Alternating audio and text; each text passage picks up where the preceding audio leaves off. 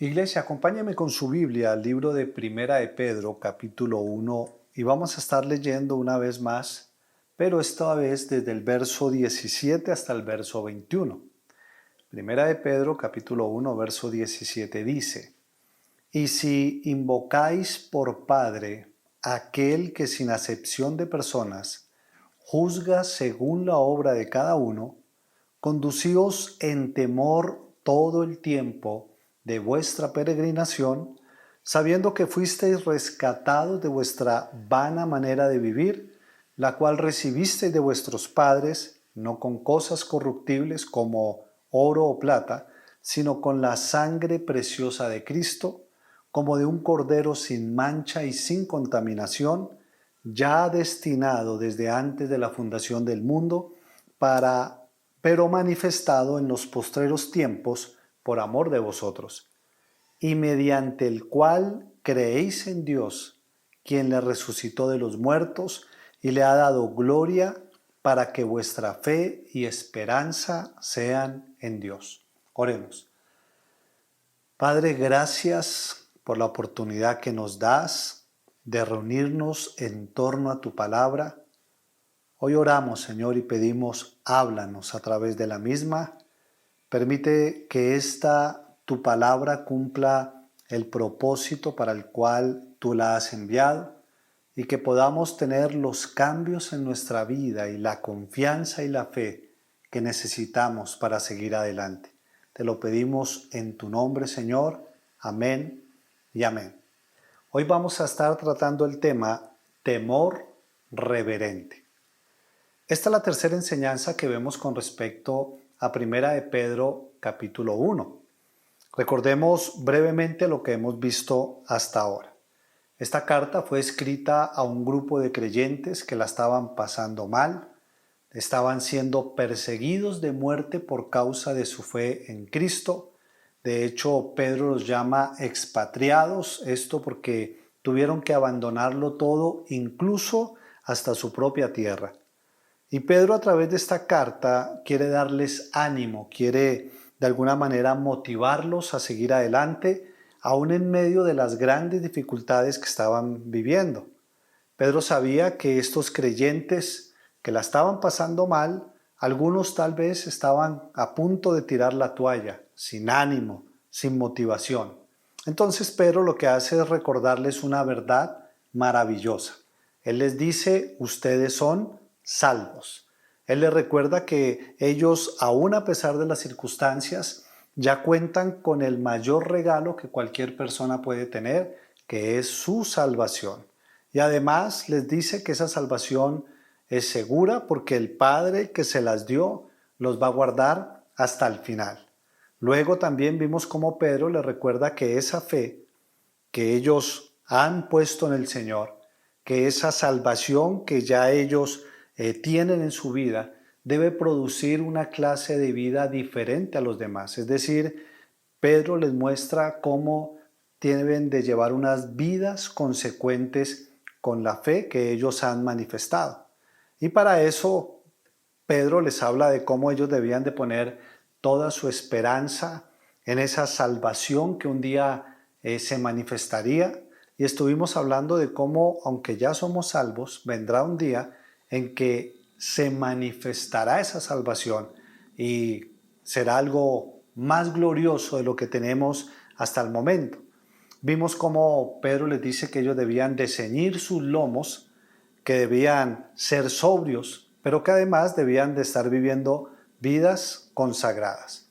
Hasta ahí es un pequeño resumen de lo que hemos visto con respecto a Primera de Pedro, capítulo 1, y eso fue del verso 1 al 16.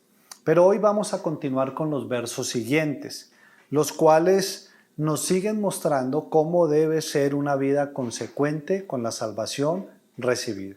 Recuerde que hace 15 días aprendimos cómo nuestras vidas deben ser consecuentes con la salvación o con la fe que expresamos nosotros en el Señor. Entonces volvamos a Primera de Pedro, pero desde el verso 17, y allí vamos a ver varias cosas. Primera de Pedro, capítulo 1, verso 17. Dice: y si invocáis por Padre a aquel que sin acepción de personas juzga según la obra de cada uno, conducíos en temor todo el tiempo de vuestra peregrinación. Aquí encontramos algo más que debemos de hacer como creyentes. Encontramos otra acción, encontramos otro comportamiento que es consecuente con la salvación recibida. Y ese comportamiento no es otro que vivir en temor a Dios toda nuestra vida. Vivir en temor a Dios toda nuestra vida. A veces el primer pensamiento que viene a nuestra mente cuando escuchamos que debemos temer al Señor es que debemos tenerle miedo. Pero cuando nosotros miramos las Escrituras, ellas no nos hablan de tener miedo, nos hablan de temor reverente. De hecho, este mismo pasaje en la Nueva Versión Internacional, en la NBI, nos dice, Primera de Pedro 1:17, dice, ya que invocan como Padre al que juzga con imparcialidad las obras de cada uno, dice, vivan con temor reverente mientras sean peregrinos en este mundo. Entonces, allí encontramos cómo la palabra nos invita a que todo creyente viva en temor reverente mientras camina por este mundo.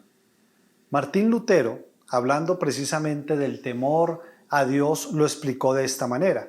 Él dijo, una cosa es el temor servil, o sea, el miedo, y otra cosa es el temor filial, es decir, la reverencia. Y él decía que el temor servil es aquel temor que un prisionero tiene para con su carcelero o para con su verdugo. Es ese miedo que un esclavo tiene hacia su amo, que es malo y que usa un látigo para atormentarlo. Esa es la clase del temor servil, el miedo. Pero eso no es de lo que nos está hablando la palabra. Lo que nos habla es acerca del temor filial. ¿Qué es el temor filial? El temor filial se refiere al temor reverente que un niño le tiene a su padre. Todo niño que tenga respeto y amor por su padre va a querer siempre complacerlo. El temor reverente nos habla de no querer ofender al Dios que amamos. Nos habla de que no lo vamos a ofender no por temor a un castigo, sino porque no queremos disgustar con aquel que es la fuente de nuestra seguridad y de nuestro amor. Y esa es la clase de temor reverente que nosotros debemos de tener hacia Dios. El problema con muchos que se llaman cristianos es que no viven así. Encontramos a muchas personas que dicen ser creyentes, pero se comportan a veces de una manera descarada y podríamos decir hasta arrogante delante del Señor. Por ejemplo, algunos desobedecen abiertamente al Señor y cuando se les habla acerca de su comportamiento, ellos dicen, sí, yo sé que la Biblia dice eso, pero la verdad es que yo como que no estoy muy de acuerdo. La verdad es que a mí no me parece. De pronto dicen, sí, pero yo no creo que sea para tanto. O algunos otros dicen, la verdad yo todavía no he sentido dejar de hacer eso. Y esto muestra que además, que a pesar de decir que son creyentes, están viviendo una vida de desobediencia abierta, una vida donde no están reverenciando a su Señor. También encontramos a otros que incluso le exigen a Dios, incluso creen que pueden chantajearlo y piensan, bueno, o hablan con el Señor y dicen, Señor, si yo no puedo hacer esto, o si tú no me das aquello, yo la verdad no vuelvo a la iglesia o yo dejo la vida cristiana a un lado. Pero pensemos en esto. Si realmente yo soy cristiano, yo no puedo estar viviendo una vida así, porque eso no sería consecuente con la salvación recibida. Recuerde que el temor reverente a Dios es llevar una vida de obediencia delante de Él. Y una vida de obediencia, como dice aquí Pedro. Pedro dice que vivamos en temor reverente todo el tiempo de nuestra peregrinación. ¿Eso qué significa? Es decir, toda nuestra vida. El temor reverente del cual nos habla la palabra no es solo para ponerlo en práctica cuando estamos en la iglesia o cuando estamos reunidos con otro grupo de creyentes o cuando estamos en un ambiente que toca mostrar como una actitud similar. O incluso no es para cuando yo tengo problemas y me comporto de esta manera para que Dios me ayude. No, el temor reverente del cual nos habla la palabra es algo que debemos vivir en todo tiempo. Ahora, en este mismo pasaje, además de hablarnos del temor reverente consecuente a la salvación recibida, encontramos también algunas razones por las cuales debe ser así. Note las primeras palabras, nuevamente en Primera de Pedro, capítulo 1, verso 17. Mire lo primero que dice: y si invocáis por Padre, y si invocáis por Padre.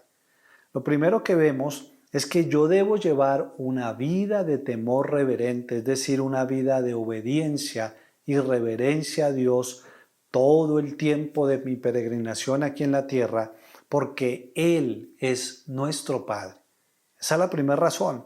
Si yo digo que Dios es mi Padre, como dice aquí el apóstol, y si invocáis por Padre, es decir, si yo digo que Dios es mi Padre, yo debo vivir una vida consecuente a esa declaración. Yo debo llevar una vida de temor reverente.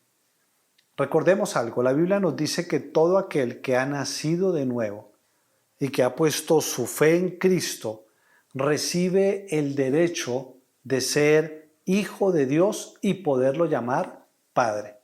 Mire lo que dice el Evangelio según San Juan, ahí en el capítulo 1, en el verso 12. Juan 1:12 dice: mas a todos los que le recibieron y a los que creen en su nombre, les dio la potestad de ser hechos hijos de Dios.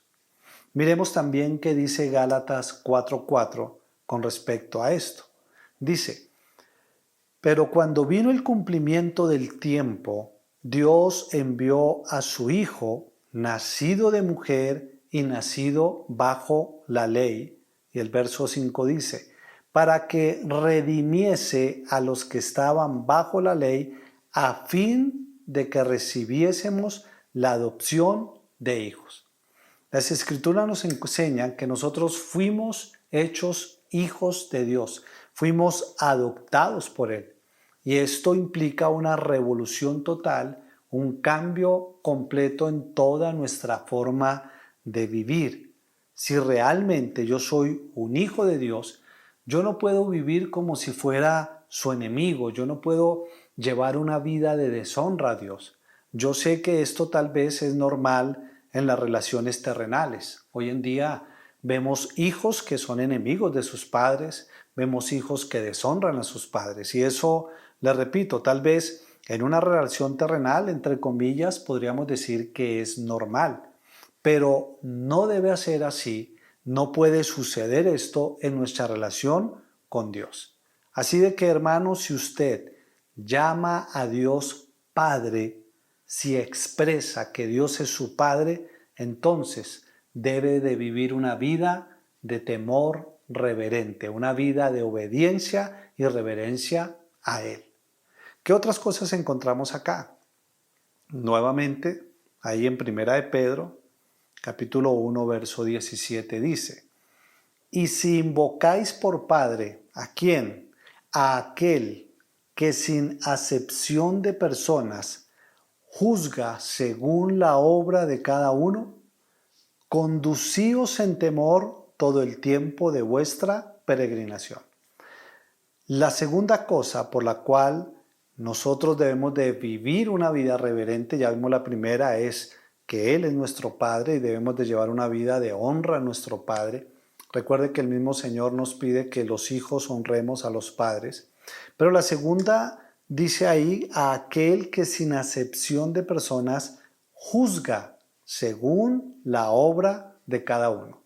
La segunda cosa que vemos es que no solo Él es nuestro Padre, sino también Él es nuestro juez. Mire, a veces nosotros creemos que cuando nos acercamos al Señor, podemos escoger los atributos que nos gustan de Él y relacionarnos solamente con esa parte de Dios. Por ejemplo, algunos que dicen, a mí me gusta Dios porque Él es todopoderoso y yo necesito a alguien con poder para que me ayude en las cosas que se salen de mis manos. O tal vez dicen, no, yo como que mejor busco a Dios en la parte del amor porque yo soy carente de ese afecto, entonces yo necesito sentirme amado.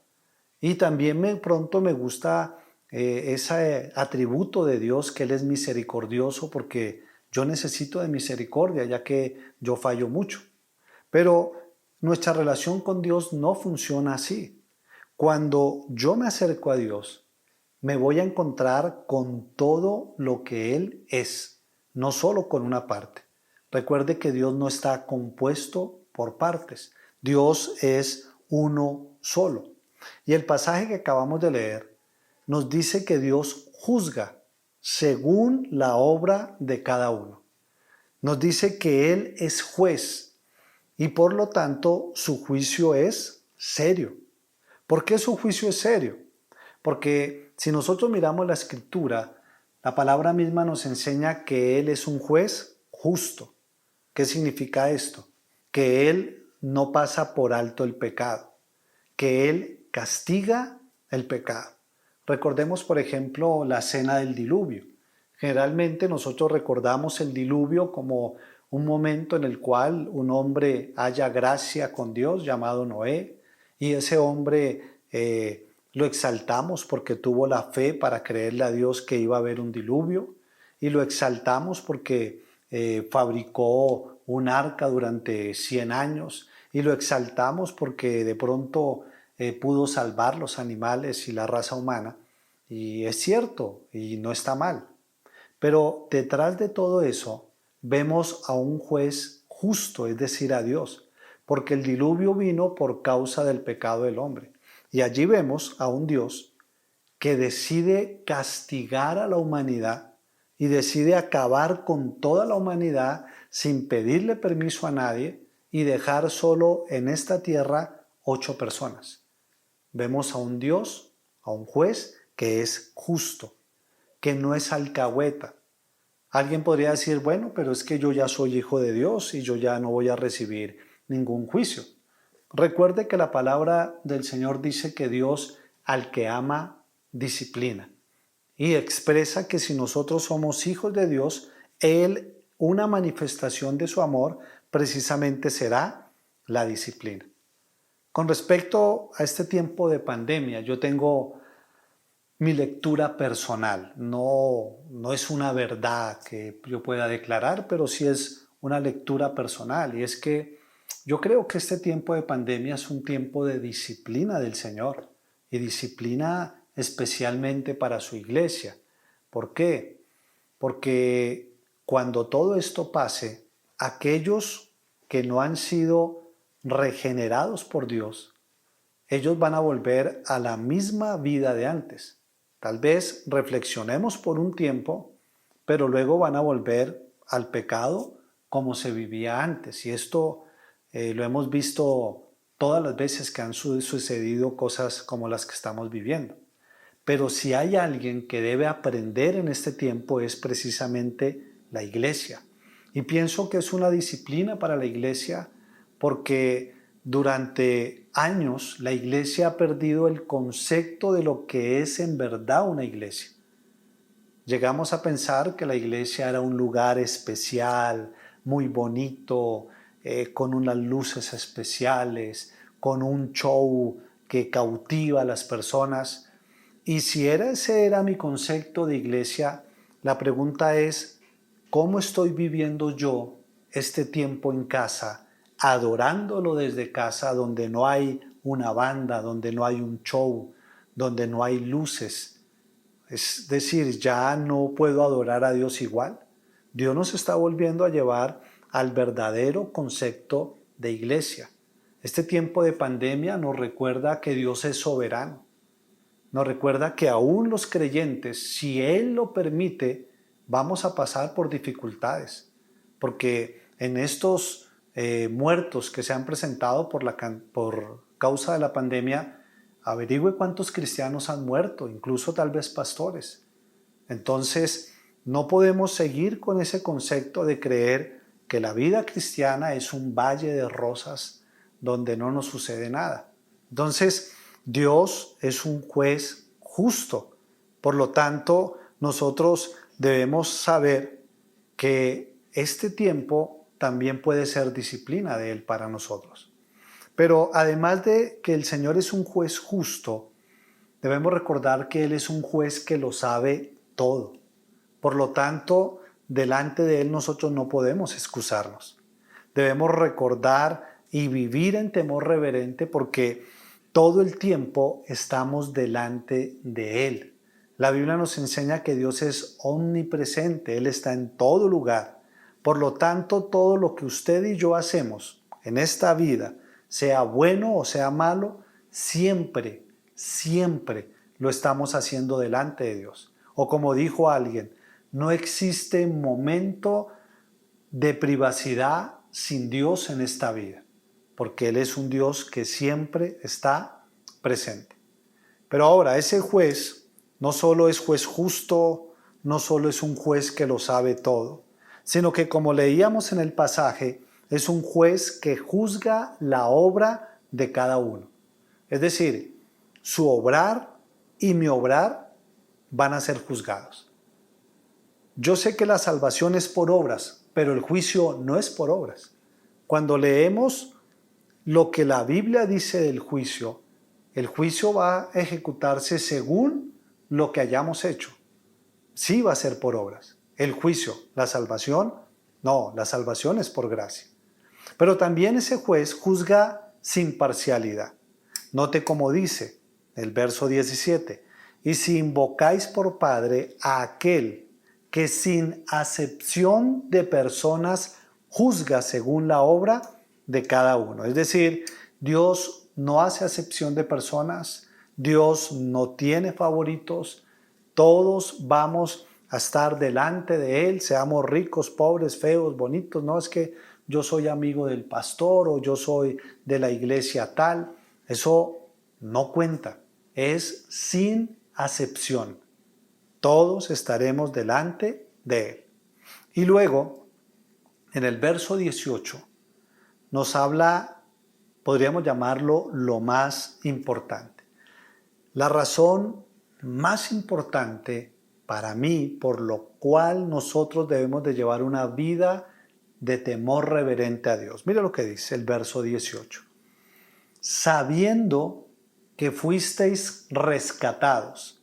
En la Biblia de las Américas dice redimidos de vuestra vana manera de vivir, la cual recibisteis de vuestros padres, no con cosas corruptibles como oro y plata, dice allí. Entonces, debemos vivir una vida de temor reverente a Dios. ¿Por qué? Porque Él es nuestro Padre. Debemos de vivir una vida de reverencia o de temor al Señor. ¿Por qué? Porque Él es juez.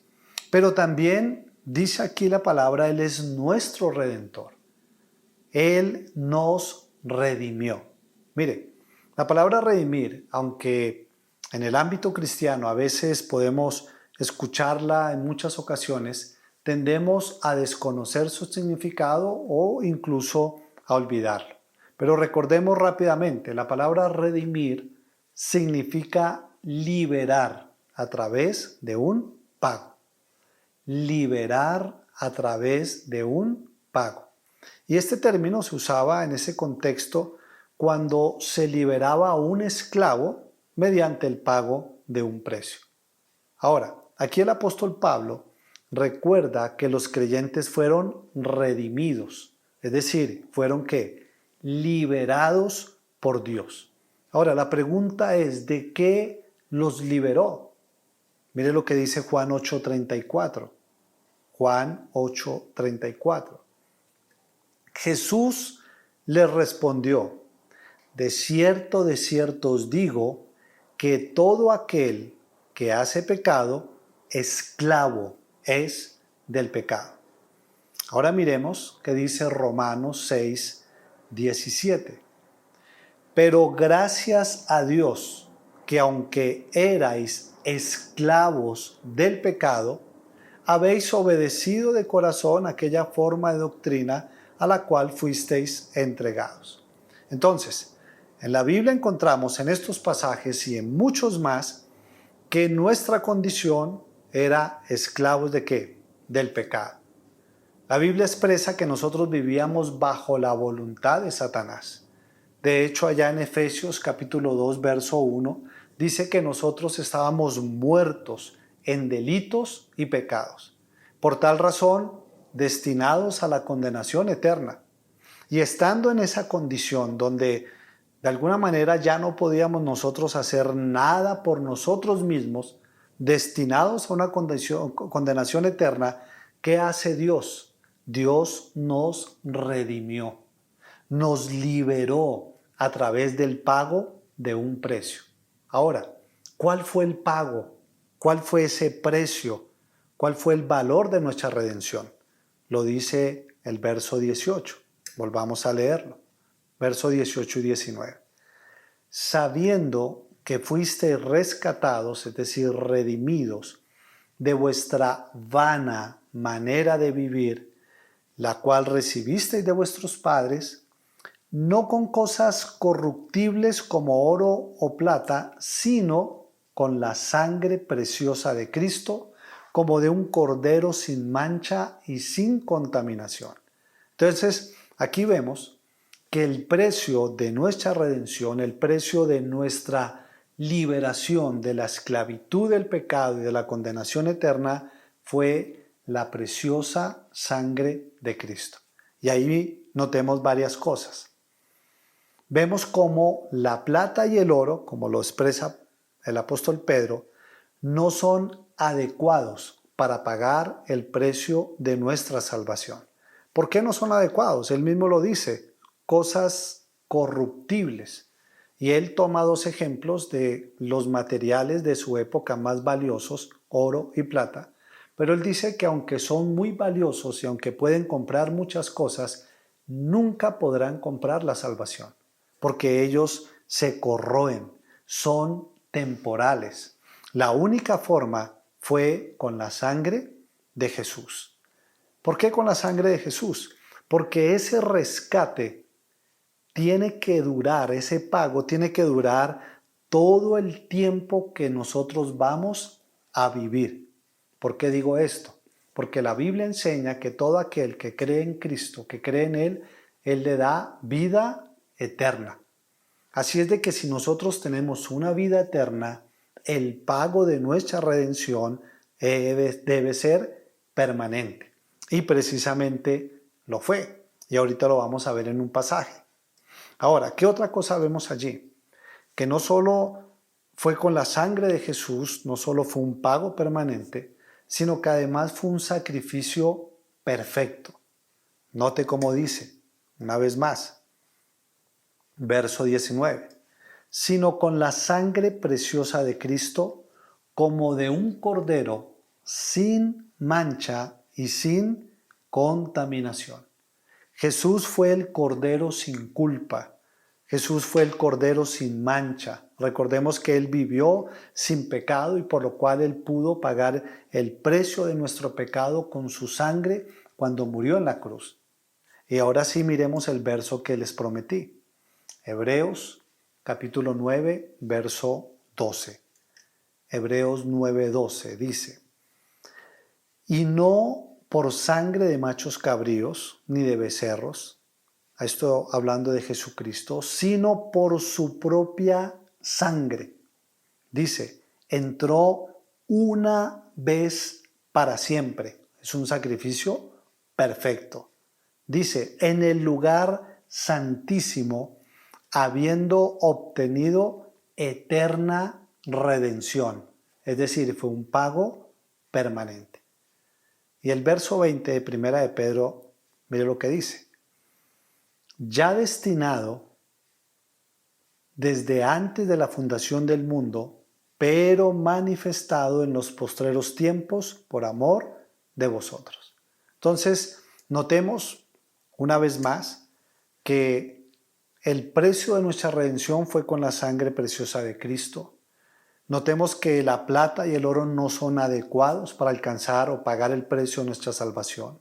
Notemos que fue con la sangre de Jesús un pago permanente para una redención permanente. Notemos que fue un sacrificio perfecto, pero el verso 20 nos dice que ese Cordero, ese Jesús, fue destinado desde antes de la fundación del mundo. Es decir, fue un plan eterno, fue un plan amoroso. Qué bueno saber que nuestra redención no fue algo de última hora. Como alguien decía, no fue una ambulancia enviada a un accidente. No, fue algo planeado, como dice la Escritura, y desde antes de la fundación del mundo. Por eso, hermano, note lo grande y lo maravillosa que es nuestra redención. Note lo grande y maravillosa que es nuestra salvación. Y por esta razón y por todas las anteriores, lo que hemos visto, todo verdadero creyente puede y debe vivir una vida en temor reverente de Dios. Ahora pregunto, ¿qué más razones necesitamos usted y yo para entender la importancia de vivir vidas consecuentes a la salvación recibida? ¿Qué más razones necesitamos para vivir una vida de temor reverente a Dios? Yo creo que ninguna otra razón, ya son suficientes. Por eso, iglesia, estamos llamados a vivir una vida de reverencia a Dios en todo el tiempo de nuestro peregrinar aquí en la tierra. Amén. Palabras finales. Si usted es cristiano, debe vivir una vida de temor reverente de Dios, porque Él es su Padre, porque Él es su juez y Él es quien le redimió.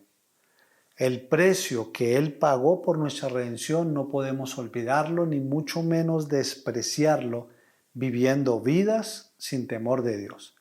Ahora, si usted sabe que no es cristiano y sabe que aún es esclavo del pecado, recuerde la buena noticia que acabamos de encontrar en la palabra.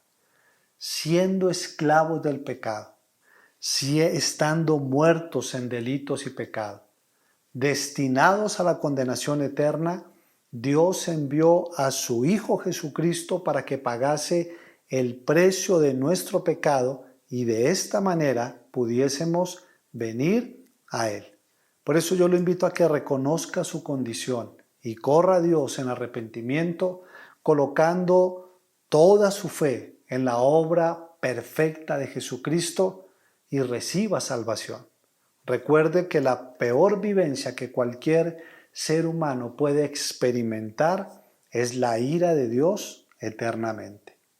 Vamos a orar. Padre, queremos darte gracias por este tiempo. Gracias, Señor, por la salvación recibida. Gracias una vez más, Señor, porque sin merecerlo, como lo vemos en tu palabra y como lo sabemos en nuestro corazón, tú decidiste salvarnos. Gracias, Señor, por el privilegio de poder ser llamados tus hijos. Ese privilegio, Señor, de pertenecer a tu familia. Gracias, Señor, por ser nuestro juez, porque sabemos que habrá un juicio justo para cada uno. Gracias, Dios, por redimirnos, por habernos liberado de la esclavitud del pecado, por habernos sacado de la condenación de muerte espiritual y por habernos dado esa salvación eterna y por permitirnos a través de la obra de Cristo, Señor, acercarnos a ti y saber que vamos a vivir eternamente contigo. Hoy queremos darte gracias por ello, pero también, Señor, queremos pedirte perdón por todos los momentos, Señor, que a veces vivimos sin temor reverente. Perdónanos, Dios, porque a veces olvidamos estas verdades que deben estar en nosotros y nos permitimos, Señor, vidas a veces arrogantes, vidas orgullosas, Dios, delante tuyo, donde a veces te tratamos como a un igual y olvidamos quién eres tú. Perdónanos, Dios, perdónanos, ayúdanos a ser conscientes de esta verdad y vivir bajo esa luz de saber que tú eres nuestro Padre, Señor. Nunca lo olvidemos. Tenemos el mejor Padre, el Padre Celestial, pero también recordar que tú eres un juez justo y que un día juzgarás todas las cosas. Y ayúdanos, Señor, siempre a recordar esa hermosa salvación que nos diste a través de la obra de Jesucristo y que de esta manera, Señor, podamos vivir vidas en temor reverente, vidas en obediencia que te honren a ti. Te lo pedimos en tu nombre, Señor, y te damos gracias. En el nombre de Jesús. Amén y amén.